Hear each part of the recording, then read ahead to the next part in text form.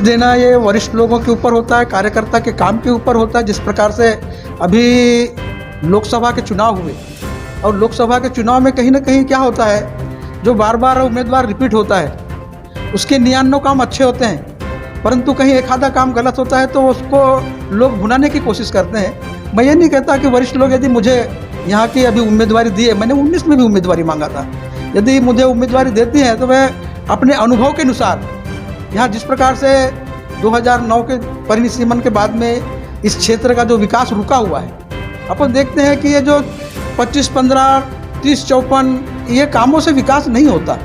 आपको मालूम होगा जिस समय में यहाँ से भरत भाऊ बहकार यहाँ का प्रतिनिधित्व करते थे, महादेव राव जी शिवनकर यहाँ का प्रतिनिधित्व करते थे, ढेर सिंह भाऊ जो यहाँ का प्रतिनिधित्व किए थे, उस समय में यहाँ का विकास कहीं ना कहीं देखने को मिलता था।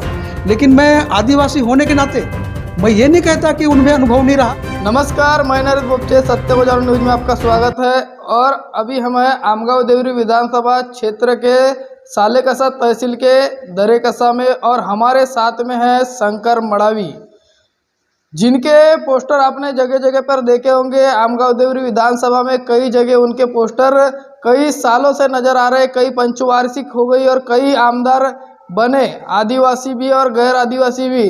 कई जमाने से शंकर मड़ावी का नाम आपके कानों पे आया होगा, और जो राजनीति में है उनके लिए शंकर मड़ावी का नाम और शंकर मड़ावी जान पहचान के मोहताज नहीं है। ऐसे शख्स के साथ में आज है। और अभी जो विधानसभा की बात चल रही है 2024 की, तो कहीं ना कहीं इनका नाम आ रहा है कि इनका भी नाम कहीं ना कहीं भाजपा से उम्मीदवारी में आगे नज़र आ रहा है। तो आज उनके साथ में है, उनसे हम सवाल करते हैं कि अगर आपको भाजपा सामने से आकर टिकट देती है, आप विधायक बनते हो, तो क्या ऐसी समस्या है जो है अभी तक के विधायकों ने नहीं की, और आप क्या करना चाहोगे जनता के? तो सबसे पहले मड़ावी सर, आपका हमारे सत्य बाजार न्यूज में आपका स्वागत है। आपका बहुत बहुत धन्यवाद, आप इंटरव्यू लेने के लिए आए मेरे यहाँ। मैं आपको बताना चाहूँगा, मैं राजकारण में 1984 से हूँ और 1984 में पहली बार सरपंच बना। सरपंच बनने के बाद मैं कंटिन्यू 97 तक के सरपंच रहा इस गांव का। सरपंच बनने के बाद में मैं जिला परिषद में चुन के गया। 1997 से 1999 तक के जिला परिषद का प्रतिनिधित्व किया। उस समय भंडारा जिला था, गोंदिया जिला नहीं था। गोंदिया जिला बनने के बाद में 1999 में हम लोग जिला परिषद से वापसी हुई, समझ जाओ 2 साल में। लेकिन राजकारण में हम अभी भी बने हुए हैं। पिछले अनेक वर्षों से हमारा काम जिस प्रकार से समाज सेवा का होना चाहिए वह शुरू है। मैं आपको बताना चाहूँगा, 2009 में मैं विधानसभा का चुनाव अपक्ष भी लड़ा था। उस समय में मुझे 17,900 यानी करीब 18,000 मेरे को अपक्ष के रूप में 18,000 मत मेरे को प्राप्त हुए थे। मैं 2009 के बाद में अपक्ष चुनाव लड़ने के बाद में थोड़ी एनसीपी के वरिष्ठों के साथ में मेरा अनबन हुआ। मेरे मित्र स्वर्गीय राकेश जी शर्मा, सालेकसा तालुका के भारतीय जनता पार्टी के वरिष्ठ कार्यकर्ता थे, ये मेरे यहाँ आए। मुझसे कहा, अरे यार शंकर, बोले हमारे साथ में हमारे पक्ष में आ जा, मैं तेरे को भारतीय जनता पार्टी की उम्मीदवारी दिलाऊंगा।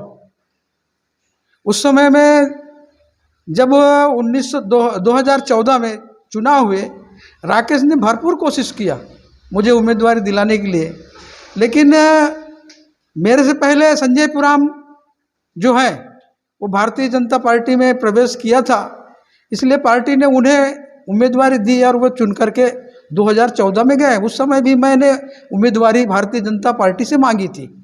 तो क्या अभी आपको लगता है कि पिछले बार संजय जी पुराम एक बार आमदार बने, उसके बाद में फिर उनको टिकट मिली, फिर पिछले बार वो कुछ मतों से हारे, अब आपको क्या लगता है, क्या उन्हीं को टिकट देंगी पार्टी, क्या आपको दे देंगी? टिकट देना ये वरिष्ठ लोगों के ऊपर होता है, कार्यकर्ता के काम के ऊपर होता है। जिस प्रकार से अभी लोकसभा के चुनाव हुए और लोकसभा के चुनाव में कहीं ना कहीं क्या होता है, जो बार बार उम्मीदवार रिपीट होता है उसके 99 काम अच्छे होते हैं, परंतु कहीं एक आधा काम गलत होता है तो उसको लोग भुनाने की कोशिश करते हैं।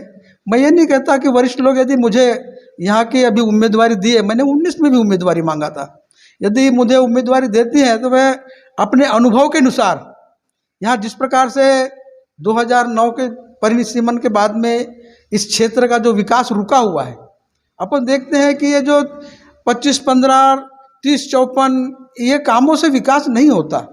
आपको मालूम होगा जिस समय में यहाँ से भरत भाऊ बहकार यहाँ का प्रतिनिधित्व करते थे, महादेव राव जी सिवनकर यहाँ का प्रतिनिधित्व करते थे, भेर सिंह भाऊ जो यहाँ का प्रतिनिधित्व किए थे, उस समय में यहाँ का विकास कहीं ना कहीं देखने को मिलता था। लेकिन मैं आदिवासी होने के नाते मैं ये नहीं कहता कि उनमें अनुभव नहीं रहा या उनमें काम करने की, लेकिन आदमी में यदि मेरे विधानसभा सर्कल का इस क्षेत्र का यदि मैं विकास करूँगा, सर्वांगीण विकास करूँगा। अभी आप आए होंगे यहाँ से देखे होंगे, हजरा फाल से आए होंगे, यहाँ पर घाट पर जो रास्ता 2 साल से उसका टेंडर हुआ है। मैंने अभी उस दिन एक आपके जैसे लोग आए थे, उनको अल्टीमेटम दिया था कि यदि ये रोड अगर नहीं बना तो हम इस एरिया के लोगों के साथ में उसके लिए अनशन करेंगे, उपोषण करेंगे। पत्र लिख लिख करके हम परेशान हो गए हैं। वहाँ पर आए दिन बहुत सारे हादसे भी होते हैं। आपका ये कहना है क्या कि गैर आदिवासी आमदार बने, उन्होंने विकास किया, और जब से आदिवासी आमदार बन रहे तब से विकास नहीं किया, ऐसा बोल रहे हो क्या इनडायरेक्टली आप? नहीं, मेरा कहने का मतलब क्या है, राम रतन बापू कभी ग्राम पंचायत के मेंबर नहीं रहे। अच्छा। संजय पुराम कभी ग्राम पंचायत का मेंबर नहीं रहा। मैं ये नहीं कहता। अभी सहस राम जी आपको देख रहे हो, जाते हैं कुदाली लेकर के मारते हैं 25, 15, 30, 54 के काम। ये थोड़े दूर के गांव के कहीं कहीं काम पेच छूटे हुए हैं, वहाँ के काम करने का विकास वहाँ रुका, उसके लिए होते हैं। लेकिन अपन जिनाइन जो काम है, आज राज्य मार्ग का इतना हालत खराब है, यहाँ का प्रतिनिधि सोया हुआ है, कहना पड़ेगा। यानी आपका कहना यह है कि जो व्यक्ति निचले स्तर से उठता है, ग्राम पंचायत मेंबर बनता है, फिर पंचायत समिति, फिर जिला परिषद, उसको अनुभव रहता है कहीं ना कहीं काम करने का, और जो डायरेक्ट बनता है उसको अनुभव नहीं रहता, ये आपका कहना था? ऐसा ही साबित हुआ है ना। मेरे से कई लोग प्रश्न करते हैं, मैं बोला आदिवासी का विरोध नहीं करता, मैं बोला आदिवासी के लिए यह सीट आरक्षित हुई है तभी तुम्हारे को मिली है। अगर आदिवासी के लिए आरक्षित नहीं होती तो यह सब इस सीट पे चुनाव भी नहीं लड़ सकते। लेकिन कम से कम अपने यहाँ का विकास, आज ककोड़ी का विकास देख लो। ककोड़ी में आप जाएंगे, मोबाइल बंद हो जाता है। मोबाइल बंद होने के बाद में अपन लोग किससे, अपन विकास के इससे बाहर हो जाते हैं। तो कहीं ना कहीं अपने जो आप यहाँ का प्रतिनिधित्व करने वाला जो उम्मीदवार हो, प्रतिनिधि हो, कार्यकर्ता हो, उसने इस तरह ध्यान देना चाहिए ना। तो आपको अगर टिकट मिलती है भाजपा से तो आप विकास करोगे, उसमें क्या विशेष करोगे ऐसा जो अभी तक नहीं हुआ और वो जरूरी है विधानसभा के लिए? बहुत सारे काम हैं, बहुत सारे। यानी ऐसा कौन सा एक प्रोजेक्ट लाओ? देखो, मैंने पिछले समय मेरा कोई इंटरव्यू लेने आया था, उसको बताया था शासन ने बहुत बड़ी बड़ी इमारतें बना दिया दवाखाने के। आज आप लोग आए होंगे, देखे होंगे, यहाँ पर एक बालक यहाँ पर भगवान को प्यारा हो गया, हम वहीं से उसकी अंतिम संस्कार करके आ रहे हैं। तो दवाखाना बने तो वहाँ पर डॉक्टर होने चाहिए, दवाखाना बना वहाँ पर नर्सेस होनी चाहिए, दवाखाना बना वहाँ पर दवाई की सुविधा होनी चाहिए, ना कि बिल्डिंग के करोड़ों की बना दिए और उसका क्या उपयोग है। उसी प्रकार से आज जिला परिषद की स्कूलें टूटी जा रही है। इस जिला परिषद का स्कूल एक समय में ऐसा था कि हमारे यहाँ मनोहर भाई पटेल थे, उन्होंने एक दिन में शायद मेरे ख्याल से 14-15 अपने प्राइवेट स्कूलें जिला परिषद को दिए थे। आज जिला परिषद की स्कूलें टूटने के कगार पर है पूरी। 7-7 कक्षा को पढ़ाने के लिए सिर्फ मात्र 2 शिक्षक हैं। इसके लिए जो प्राइवेटाइजेशन हो रहा है, यदि हमारा बच्चा ठीक है कॉन्वेंट में जाके पढ़ाई कर रहा है, आज एक गरीब का भी बच्चा कॉन्वेंट में पढ़ाने की कोशिश कर रहा है, उसको मालूम ही नहीं है वहाँ पर जब प्राइवेट वाले स्कूल जो खोले हुए हैं वो सिर्फ बिजनेस कर रहे हैं, वहाँ पर ना एजुकेटेड कोई शिक्षक नहीं है, ना बीएड है ना ग्रेजुएट है, वहाँ पर 10वीं 12वीं वाले अशिक्षित शिक्षक वहाँ पढ़ा रहे हैं। लेकिन मेरा बच्चा इंग्लिश पढ़ेगा, इस प्रकार से उसकी भावना है और वो वहाँ भेज रहे हैं, और जिला परिषद की स्कूल टूट रही है। तो हमारा एक विशेष, यदि हमारे को एक टिकट मिलती है, यदि हमारे को प्रतिनिधित्व करने का मौका दिया गया, तो इन सारी बातों को ध्यान में रखते हुए शिक्षा के तरफ में, आरोग्य के तरफ में, अभी रोड रास्ते दड़न बड़न के जितने साधन होने चाहिए वो होना चाहिए। जिस प्रकार से मुरकुड्डो एक ऐसा एक टापू है अपना देश का, जिस प्रकार से श्रीलंका टापू है ना, उस प्रकार से मुरकुड्डो है।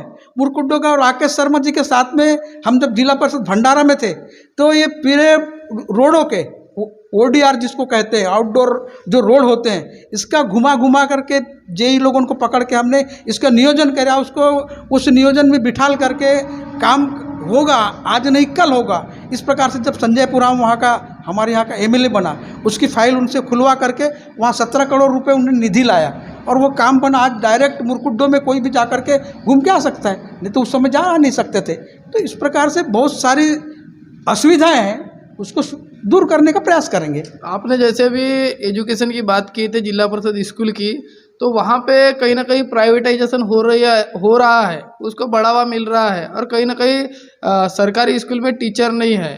तो इसमें कौन जिम्मेदार है, पालक या सरकार? क्योंकि प्राइवेटाइजेशन हो रहा है और कांग्रेस तो कहती कि बीजेपी कर रही है, और आप बीजेपी से ही आते हो। ये कांग्रेस के ज़माने से ही शुरू हुआ है। बीजेपी के ज़माने, बीजेपी तो आज 2014 से शासन में है। इसके पहले कांग्रेस ही इस देश में सरकार करी, इस एरिया में शासन करी है, तो वहीं से शुरुआत हुआ। लेकिन इस यहाँ के लोक प्रतिनिधि की जवाबदेही बनती है कि हमारी सरकारी स्कूलें बंद ना हो, हमारे दवाखाने बंद ना हो, यानी हम उसके लिए क्या कर सकते हैं, वो शासन के निर्देश में ला करके प्रशासन को मिल करके वो काम करने की जवाबदारी होती है लोक प्रतिनिधि की।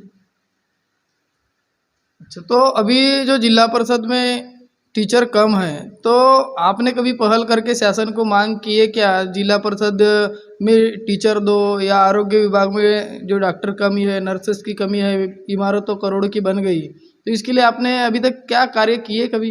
इसके लिए पत्र अनेकों बार दिया है हमने, लेकिन क्या होता है, जो पद पे होता है उसका जो पत्र जाता है उसके ऊपर थोड़ी एक दबाव पड़ता है।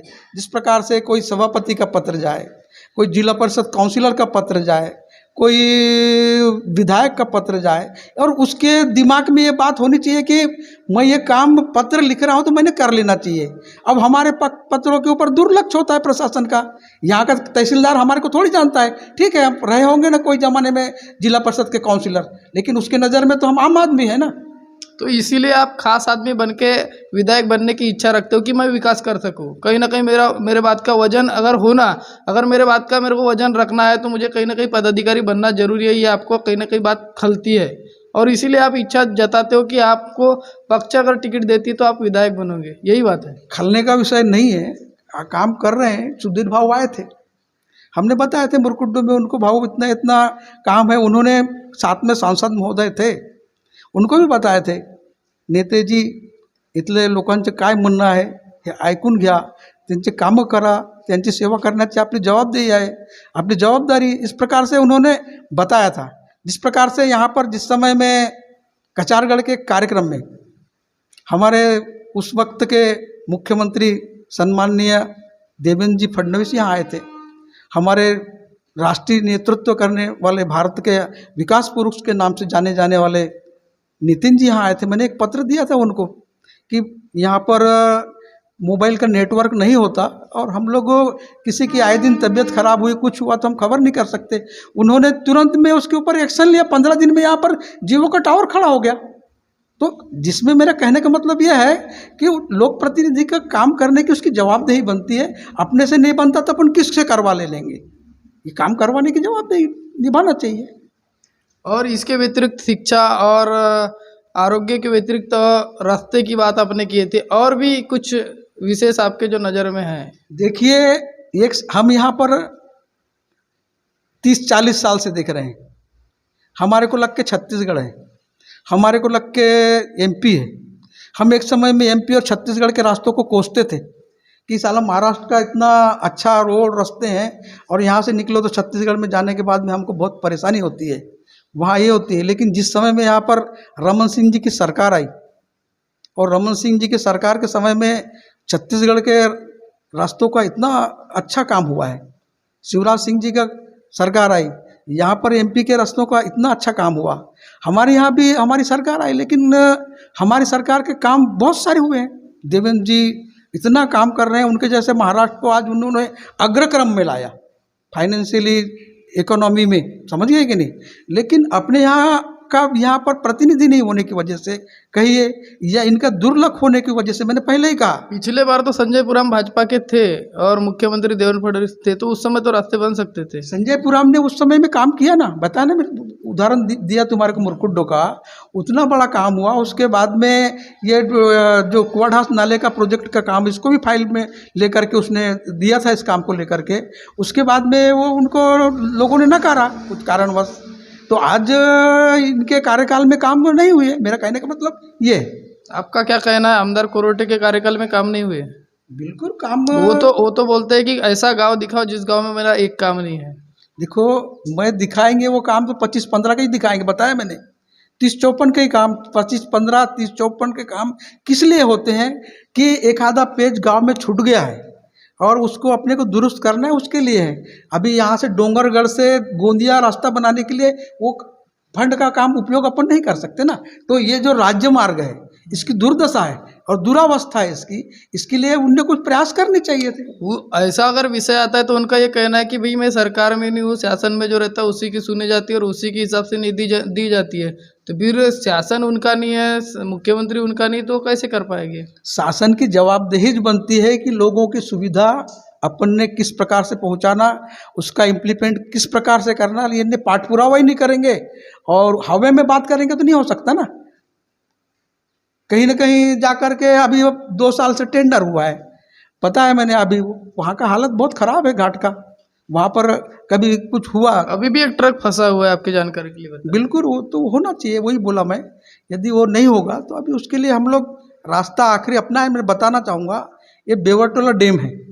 मैं जब 84 में सरपंच बना तो हमारे दिमाग में एक ही बात थी कि इस एरिया में एक आधा डैम बन जाए। मानागढ़ हमारे देखते में बना था, उस समय फॉरेस्ट प्रॉब्लम नहीं था सरकार के तरफ में, फॉरेस्ट एक्ट लागू नहीं था जब महानागढ़ बना था। तो उसके बाद में 84 के बाद में यहाँ पर नकुल मड़ावी सरपंच दिवंगत हो गए, दवा मड़ावी आज भी हैं। हम तीनों मड़ावी लोग सरपंच मिल करके यहाँ के बेवरटोला डैम के लिए लिखा पढ़ी शुरू किए। कांग्रेस की सरकार थी उस समय में, प्रफुल्ल भाई उस समय में सांसद थे। फॉरेस्ट का प्रॉब्लम कोई प्रफुल्ल भाई आदरणीय इन्होंने सुलझाया वहाँ पे। उसके बाद में यहाँ पर भारतीय जनता पार्टी शिवसेना की सरकार बनी, मनोहर राव जोशी जी यहाँ के मुख्यमंत्री बने, यहाँ के पालक मंत्री महादेवराव दादा शिवनकर जी बने, वो पाट बंधारे विभाग के मंत्री भी बने। और उन्होंने उसको काम को निपटाने के लिए जब हम ये लेकर के गए फाइल, तो उन्होंने उसके ऊपर ध्यान दे करके ये किया और बेवरटोला डैम बना उस समय में। उस समय भी हमने अनेकों बार मोर्चे निकाले थे बेवरटोला डैम बनना चाहिए करके। उन्होंने उस काम को सभी अधिकारियों को बुला करके मंजूर कराया। मंजूर कराने के बाद में 96 में उसकी भूमि पूजन किए। आज बन गया है बेवरटोला डैम, लोगों को बढ़िया पानी मिल रहा है और लोग सुजलाम सुफलाम होने। लेकिन कुछ नहर के काम बचे हुए हैं। नहर के काम भी हो जाए तो कम से कम इधर बिचारपुर है, ठुबरू टोला, दल्ला टोला तक वहाँ का पानी जा सकता है, इधर से दलदल कुई तक पानी जा सकता है। नहर का काम अभी करना बाकी है। तो आपने अभी तक की जो बातें की उसमें आरोग्य, शिक्षा, रोड और किसानों के हित में नहर की बातें समझ में आई। देश में एक और ऐसा विषय है बेरोजगारी का। सुशिक्षित युवा बेरोजगार है, उनके लिए क्या प्लान करके रखे हो आपने? क्या सोचे अगर आप विधायक बन गए तो? देखो, हमारे एरिया की ही बात करूँगा मैं। यह अत्यंत बैकवर्ड और संवेदनशील एरिया के नाम से जाता था, नक्सलग्रस्त एरिया के नाम से जाता था। यहाँ पर बेरोजगारी है, पूरे देश में बेरोजगारी है। लेकिन देश के युवाओं को किस मार्ग से उनको काम मिले, उनके हाथों में काम कहाँ से मिले, 2 पैसे उनके हाथ में कैसे आए, उस तरफ अपन ने उनको ले जाने का। जैसे हमारे यहाँ भारत यह कृषि प्रधान देश है करके पहले से कहा जाता है, लेकिन हमारे युवाओं का ध्यान कहीं ना कहीं भटकते हुए कृषि के तरफ से इधर नौकरी के तरफ सिर्फ जा रहा है। अपन देखते हैं नौकरी के लिए हम कार्य करते हैं। अभी आंगनवाड़ी की कहीं भर्ती है, मेरे ख्याल से 5-7 लोग आकर के गए होंगे, देखना जी कहीं होगा। मैं बोला आप जिसका नंबर लगेगा वो लगेगा, जो कंपटीशन में उतरेगा तो वो नौकरी में जाएगा। आज हमारे आदिवासी बच्चे, अभी एक बच्चा हमारा यूपीएससी की परीक्षा पास किया, उसका सभी लोग जा जा के उसका सत्कार किए। तो उसमें जिसको भी अपनी बेरोजगारी मिटाना है, अपने को अच्छे काम करना है, तो भारतीय जनता पार्टी एक संस्कारित पार्टी है। और इसमें ही है कि जिस प्रकार से दीनदयाल जी उपाध्याय हैं, दीनदयाल जी उपाध्याय का ये मकसद था कि इस अपने देश का आखिरी का आदमी, बड़े आदमी तो बहुत हैं, लेकिन आखिरी के आदमी का जब तक के विकास नहीं होता तो इस देश का विकास हो गया ऐसा कहता नहीं आएगा। इसी प्रकार से भारतीय जनता पार्टी इस विचार की पार्टी है और मैं भी उस पार्टी को मानता हूं और उनके विचारों को मानता हूं, दीनदयाल उपाध्याय जी के, कि अंत्योदय तक के आदमी का कहीं ना कहीं विकास होना चाहिए। ठीक है, आज सरकार राशन मुफ्त में दे रही है, अभी लाडली बहना का भी घोषणा हो चुका है, जिस प्रकार से छत्तीसगढ़ और एमपी में लाडली बहना का जो लोगों को योजना लागू किया है, इससे हमारी महिला बहनों को 21 से 65 साल की, जिस प्रकार से संजय निर्धारण समिति में 65 साल के ऊपर के लोगों को उसका लाभ मिलता है, तो ये लाडली बहना का 21 से 65 साल की महिलाओं को लाभ मिलेगा और कहीं ना कहीं थोड़ा सा उनको इस लाभ से, इस योजना से उनका घर मजबूत होगा और उनको एक आर्थिक मदद होगी। इसी प्रकार से मेरा कहना है कि यदि सब युवक लोग भी कहीं ना कहीं अच्छे लाइन में जुड़ करके अपन एग्रीकल्चर के तरफ में, नौकरी की तरफ तो जाएंगे, अच्छी पढ़ाई किए तो नौकरी में जा सकते हैं, लेकिन अन्य मार्ग से भी अपन उद्योग में हो, किसी आज बहुत सारी आपको मालूम है कि कहाँ कहाँ से पैसा का अर्निंग होता है, उस लाइन में जाएंगे अपने बच्चे लोग, ऐसी मेरी आकांक्षा है। तो बहुत सारी बातें आपने कही, उसके बहुत सारे डेवलपमेंट की बातें आपने बताए, तो ऐसे में आपको भाजपा से टिकट मिलने के लिए आप कुछ कोशिश कर रहे हैं क्या? क्योंकि आपकी इच्छा है कि मैं क्षेत्र का विकास करूं और आपके जगह जगह बैनर भी दिखाई देते हैं, आप पोस्टर लगाते हो पूरे विधानसभा भर, कई वर्षों से आप मेहनत कर रहे हो, कई बार टिकट मांग चुके। अब पिछले बार संजय जी पुरामिन को टिकट मिली लेकिन वो कहीं ना कहीं पराभूत हुए हैं, तो ऐसे में आप थोड़ी सी कोशिश करोगे या पार्टी के भरोसे बैठे रहोगे? कोशिश जारी है हमारी। देखो, भारतीय जनता पार्टी बहुत गहरे सोच की पार्टी है और जो काम करता है उस कार्यकर्ता का कहीं ना कहीं ख्याल रखती है और भारतीय जनता पार्टी हमें यदि टिकट देती है, मुझे अगर टिकट देती है तो मैं काम करूँगा। तो ये थे हमारे साथ में शंकर मडावी जी, जो 2009 में स्वतंत्र चुनाव लड़े थे और काफ़ी अच्छे मतदान को भी लिए थे और उन्होंने अभी इस समय बताया कि अगर मैं विधायक बनता हूँ तो क्या क्या, कौन से क्षेत्र में क्या क्या विकास करूँगा। उन्होंने आरोग्य क्षेत्र की बात की है, उन्होंने शिक्षण क्षेत्र की बात की है, उन्होंने किसानों के हित की बातें की, उन्होंने रोड रास्ते की बातें की है। लेकिन दोस्तों, अब देखना ये बाकी रहेगा क्या भाजपा पक्ष जो है इनको संज्ञान में लेता है, नहीं लेता, इनको टिकट मिलती है, नहीं मिलती, और मिलती है तो क्या चुनकर आते हैं और चुनकर आते हैं तो क्या अपने वादों पर खरे उतरते, ये भी देखना बाकी रहेगा। तो ऐसे ही खबर के लिए सत्य को जानो न्यूज़ को देखते रहिए। मिलेंगे अगली खबर में, तब तक के नमस्कार।